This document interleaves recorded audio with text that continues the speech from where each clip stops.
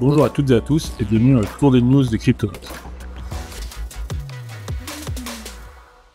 Aujourd'hui, on va faire une petite analyse de la courbe du Bitcoin. Comme vous avez pu le remarquer très certainement, ce mardi, le Bitcoin a enfin fait son rebond. Il a atteint son pic de la semaine à 66 000 $ après une chute assez importante. Donc, on va se pencher sur les raisons de ce rebond. Qu'est-ce qu'on peut espérer pour la suite et globalement, comment va se porter le marché crypto. Donc, comme vous pouvez le voir quand on regarde une courbe, typiquement je suis sur CoinMarketCap, si on regarde sur la journée, on est sur une très légère baisse qui est normale, ce sont des fluctuations journalières.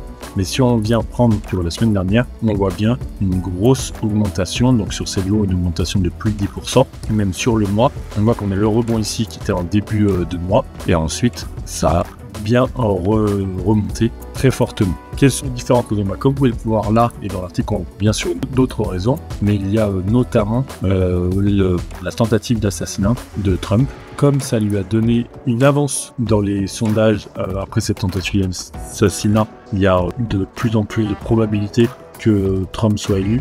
Et Trump étant un candidat au crypto, ça a donné un élan plutôt positif au marché. On le voit vraiment bien ici et encore plus sur sa tentative d'assassinat ici. Et derrière, le marché vient repartir à la hausse car de plus en plus de gens ont réinjecté.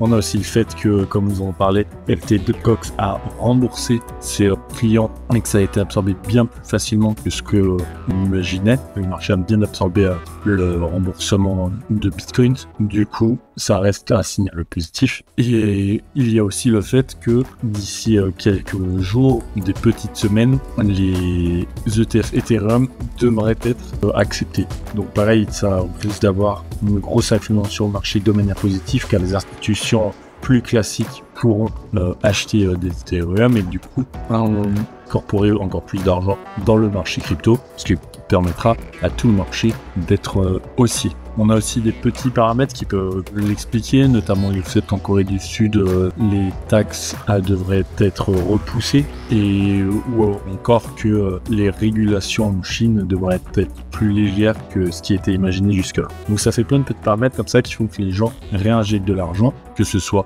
les acteurs crypto, les acteurs traditionnels, grâce aux ETF Bitcoin Spot, ce qui donne ce marché, cette courbe Bitcoin à la hausse, qui devrait continuer d'être à la hausse et selon plusieurs analyses, selon plusieurs analystes, il pourrait toucher les 70 000 $ d'ici la fin de semaine, donc soit demain ou dans l'entier. En tout cas, si vous voulez en apprendre plus sur le Bitcoin ou même sur les cryptos de manière générale, n'oubliez pas la prévente de 99 Bitcoin qui est en cours, donc qui devrait se finir dans pas très longtemps. Donc il y a déjà levé de $2. Donc, le 99 Bitcoin, c'est un coin qui permet de rejoindre une communauté énorme pour apprendre autour des cryptos. Il y a un système de learn to learn, donc plus vous apprenez, plus vous suivez des cours, plus vous gagnez des coins 99 Bitcoin et ça vous permet d'engendrer comme ça des bénéfices. On vous laisse vous renseigner dans les commentaires, vous aurez le lien ainsi qu'en description. Merci à toutes et à tous d'avoir suivi cette news. Abonnez-vous pour ne rien manquer et à très vite.